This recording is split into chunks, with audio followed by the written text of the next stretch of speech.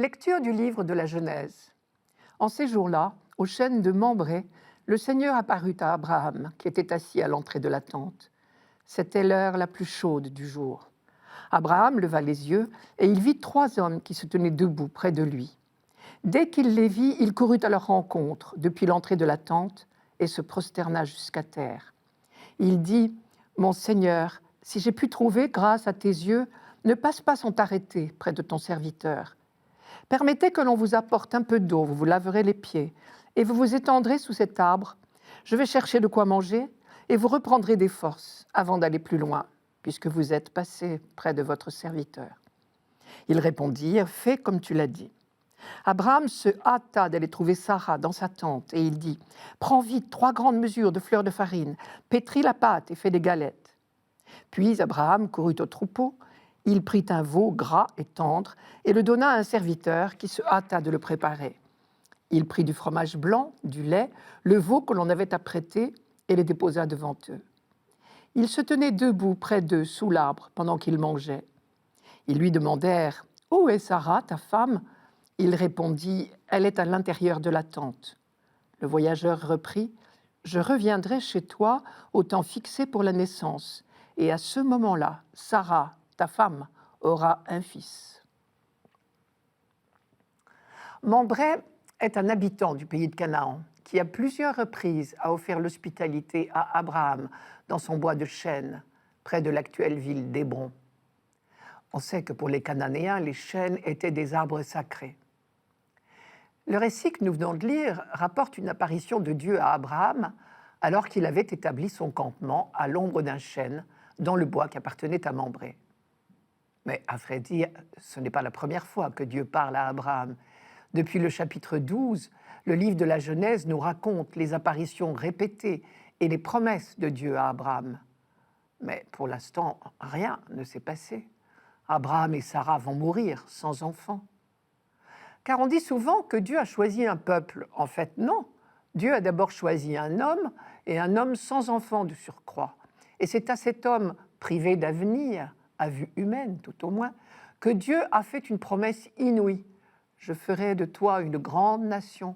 En toi seront bénies toutes les familles de la terre. » C'est au chapitre 12.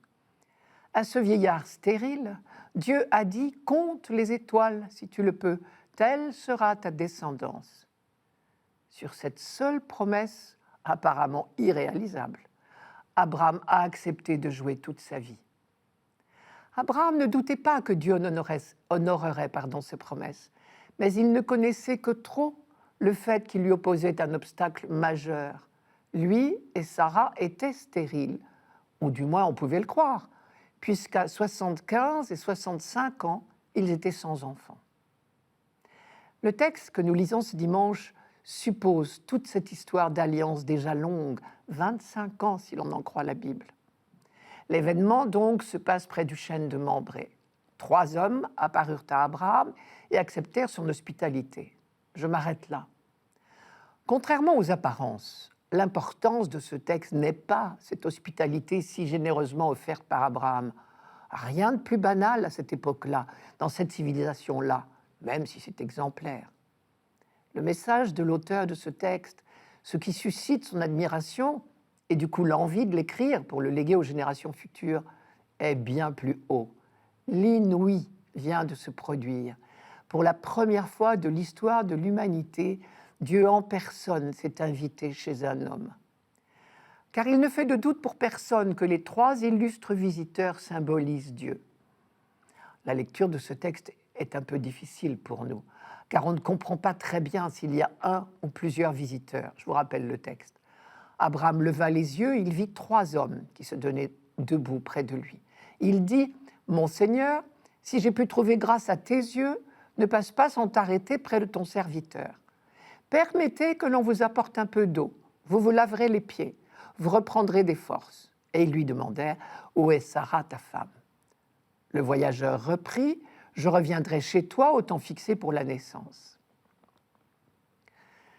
En fait, notre auteur écrit longtemps après les faits, sur la base de plusieurs récits d'origines diverses. Et de tous ces récits, il n'en fait qu'un seul, en harmonisant au mieux les formulations. Et comme il veut éviter toute apparence de polythéisme, il prend bien soin de rappeler à plusieurs reprises que Dieu est unique. Ne cherchons donc pas trop vite dans ce texte une représentation de la Trinité. L'auteur ne pouvait pas la concevoir encore. Ce qui est sûr, c'est qu'Abraham a reconnu sans hésiter dans ses 3 visiteurs la présence divine. Et Dieu donc, puisque c'est lui, à n'en pas douter, Dieu s'est invité chez Abraham. Et pour lui dire quoi? Pour lui confirmer ce projet inespéré qu'il formait pour lui. L'an prochain, à pareille époque, Sarah, la vieille Sarah, elle a 90 ans, aura un fils. Et de ce fils naîtra un peuple qui sera l'instrument des bienfaits de Dieu. Je reviendrai chez toi au temps fixé pour la naissance, et à ce moment-là, Sarah, ta femme, aura un fils. Sarah, qui avait écouté aux portes, n'a pas pu s'empêcher de rire. Ils étaient si vieux tous les deux. Alors le voyageur a répondu cette phrase que nous ne devrions jamais oublier. Y a-t-il une chose trop prodigieuse pour le Seigneur? Et l'impossible à vues humaines s'est produit. Isaac est né, premier maillon de la descendance promise, innombrable comme les étoiles dans le ciel.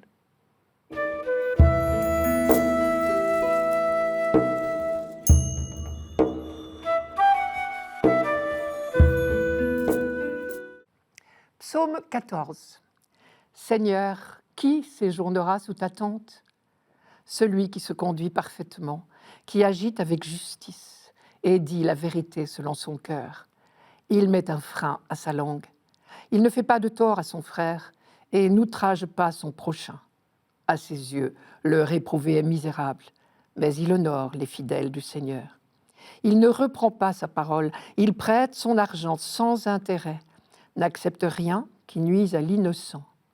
Qui fait ainsi demeure inébranlable. Nous avons eu l'occasion déjà de noter souvent que les psaumes ont tous été composés dans le but d'accompagner une action liturgique au cours des pèlerinages et des fêtes au Temple de Jérusalem. Le psautier pourrait être comparé au livre de chants qui nous accueille aux portes de nos églises, comportant des chants prévus pour toutes sortes de célébrations.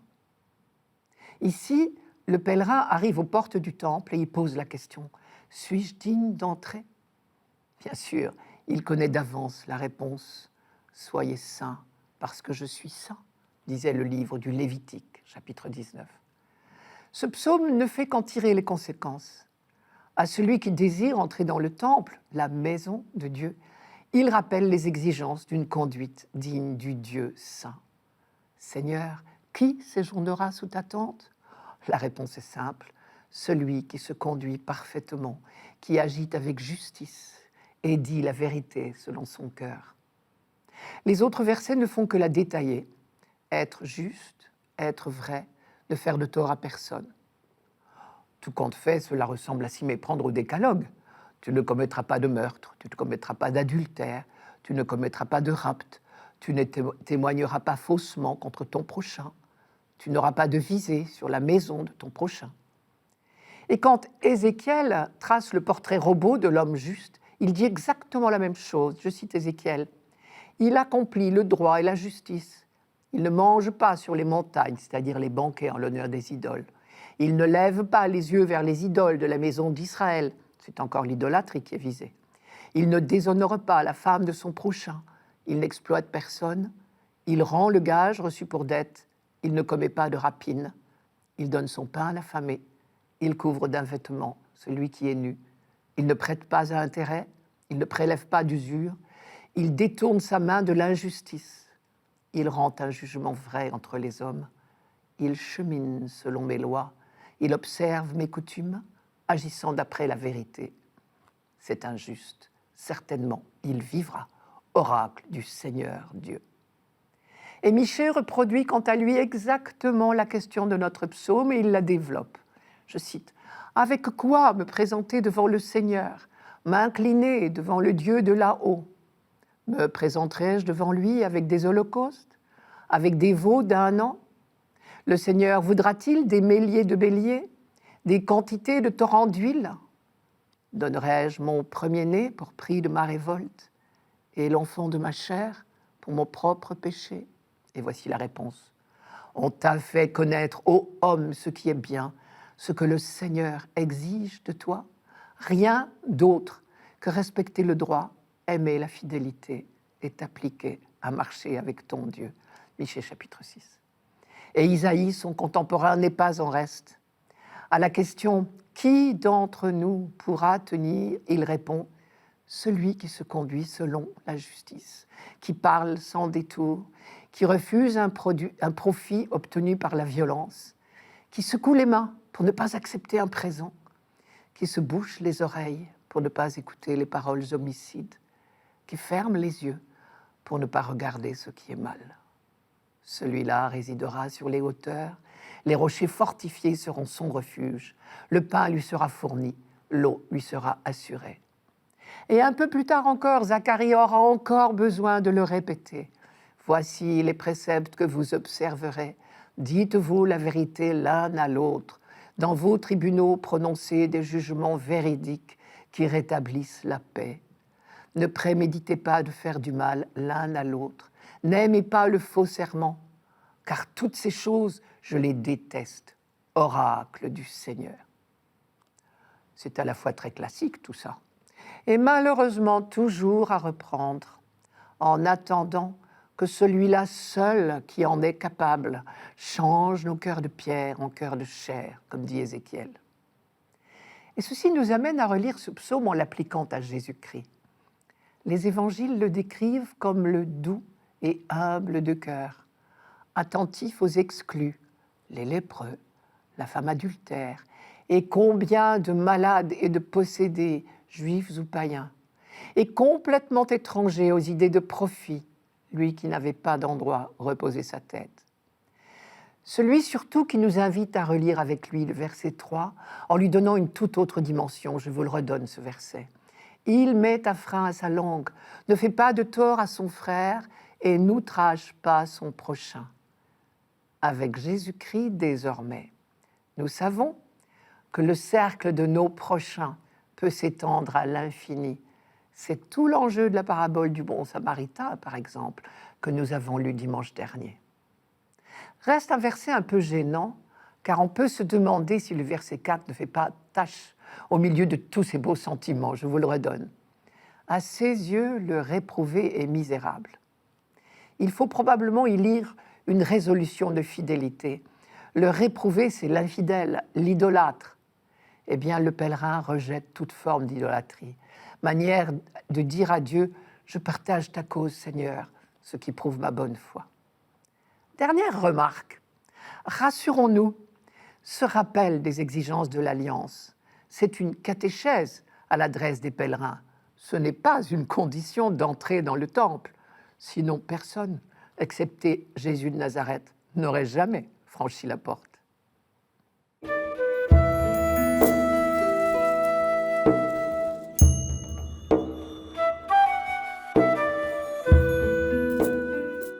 Lecture de la lettre de saint Paul apôtre aux Colossiens.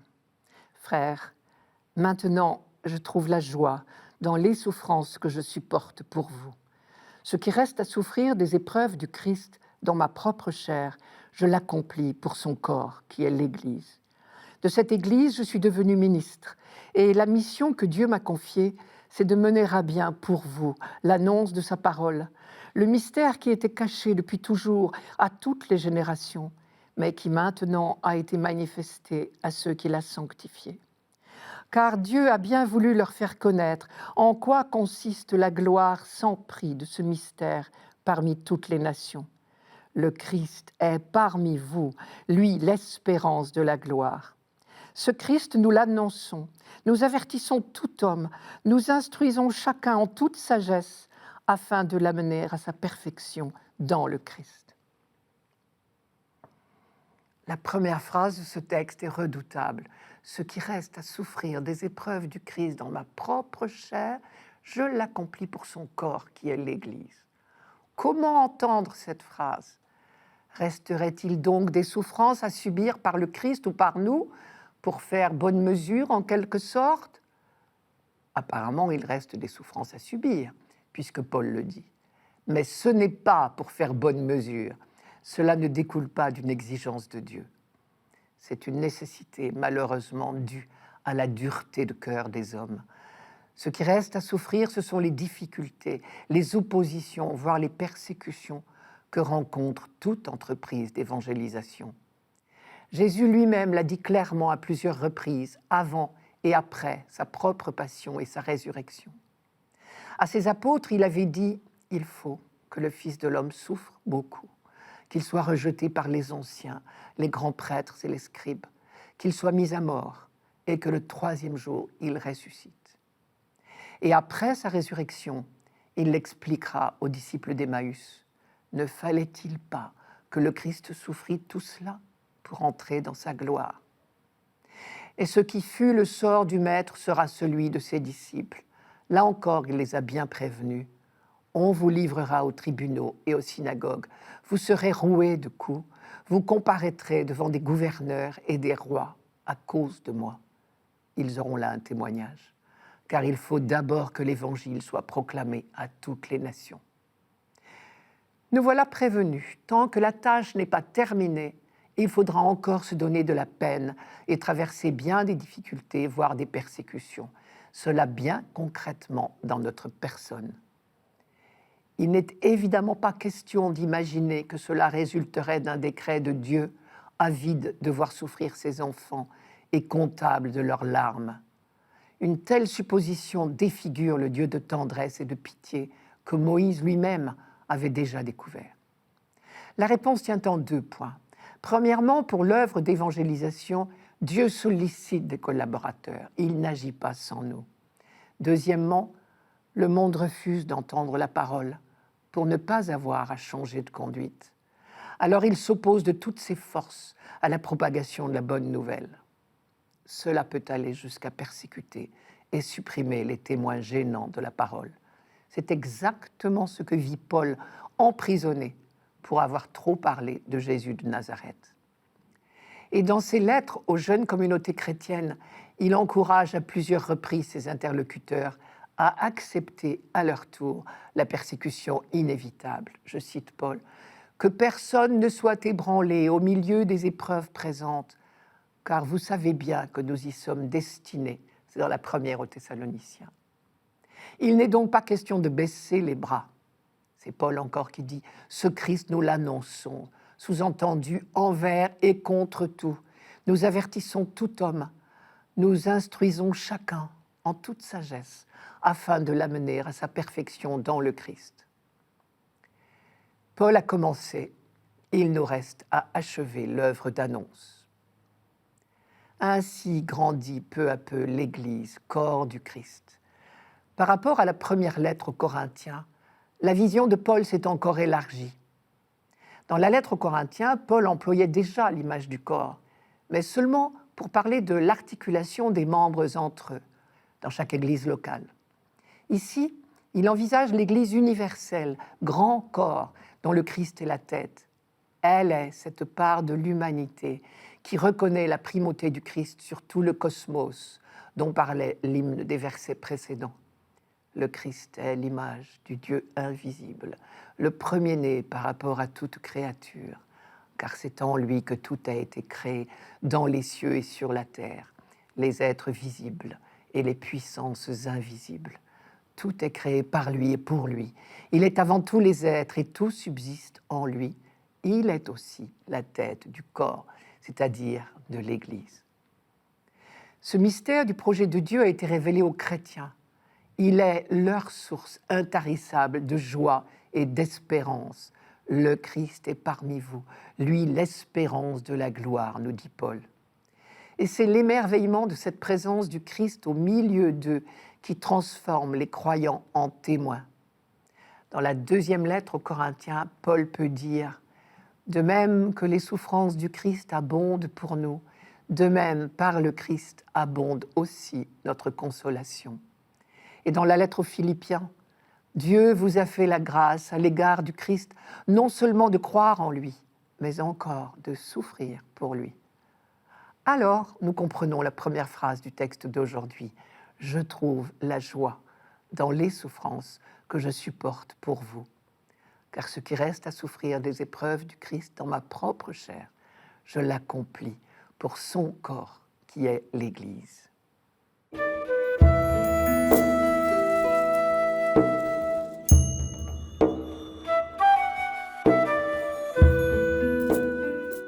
Évangile de Jésus-Christ selon saint Luc. En ce temps-là, Jésus entra dans un village. Une femme nommée Marthe le reçut. Elle avait une sœur appelée Marie qui s'étant assise aux pieds du Seigneur écoutait sa parole. Quant à Marthe, elle était accaparée par les multiples occupations du service. Elle intervint et dit « Seigneur, cela ne te fait rien que ma sœur m'ait laissé faire seule le service? Dis-lui donc de m'aider. » Le Seigneur lui répondit « Marthe, Marthe, tu te donnes du souci et tu t'agites pour bien des choses. Une seule est nécessaire. Marie a choisi la meilleure part, elle ne lui sera pas enlevée. »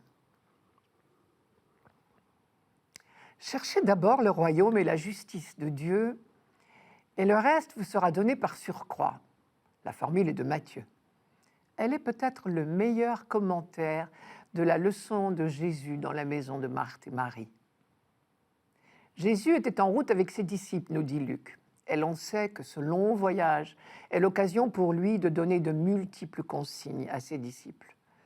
Depuis la fin du chapitre 9, Jésus, commençant la montée vers Jérusalem, s'est uniquement préoccupé de leur donner des points de repère pour les aider à rester fidèles à leur vocation merveilleuse, mais exigeante, de suivre le Seigneur. Entre autres, il leur a recommandé d'accepter l'hospitalité. C'est exactement ce qu'il fait lui-même ici. On peut donc penser qu'il accepte avec gratitude l'hospitalité de Marthe.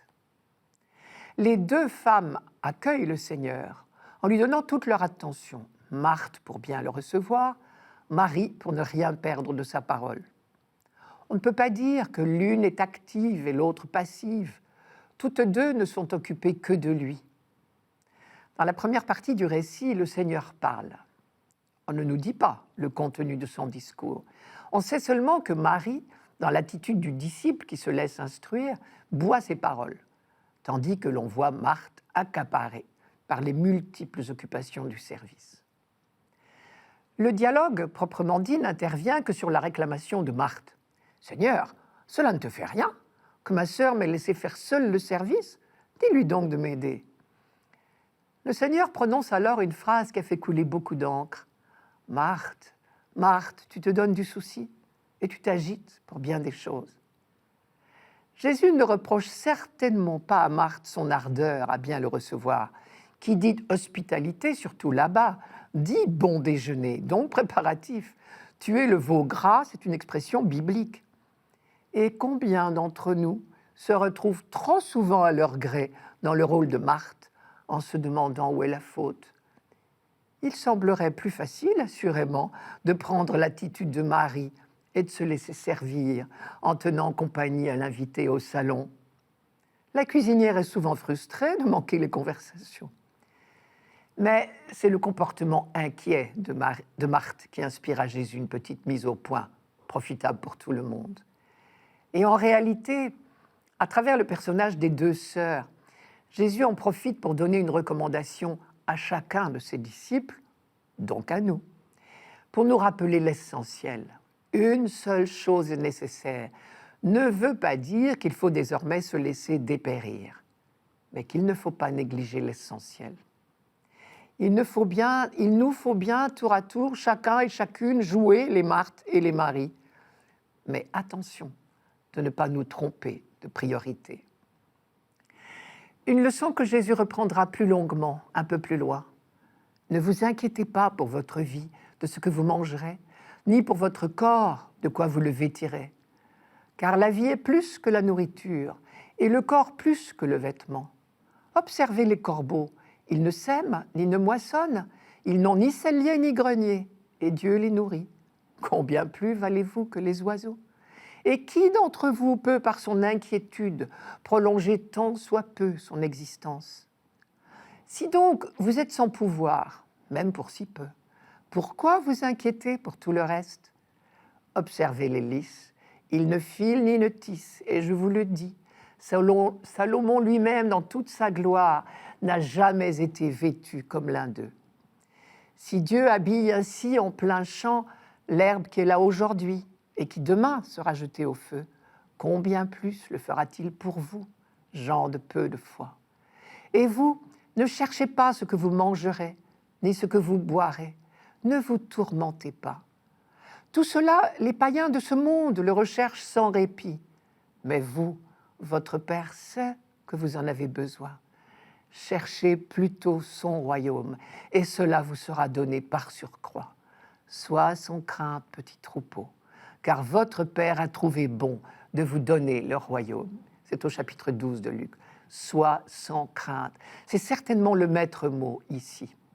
Ailleurs, Jésus mettra en garde ses disciples contre les soucis de la vie qui risquent d'alourdir les cœurs. Je cite, « Tenez-vous sur vos gardes, de crainte que vos cœurs ne s'alourdissent dans l'ivresse, les beuveries et les soucis de la vie. » Ceux-ci risquent également de nous empêcher d'écouter la parole.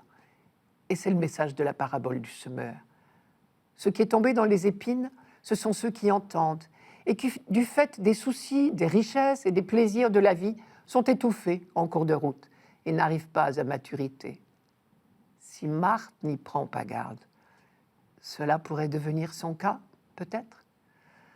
Sans oublier qu'en définitive, c'est toujours Dieu qui nous comble et non l'inverse. Ne pourrait-on pas traduire « Marthe, Marthe, tu te donnes du souci et tu t'agites pour faire des choses pour moi. Mais la meilleure part, c'est de m'accueillir. C'est moi qui vais faire des choses pour toi. »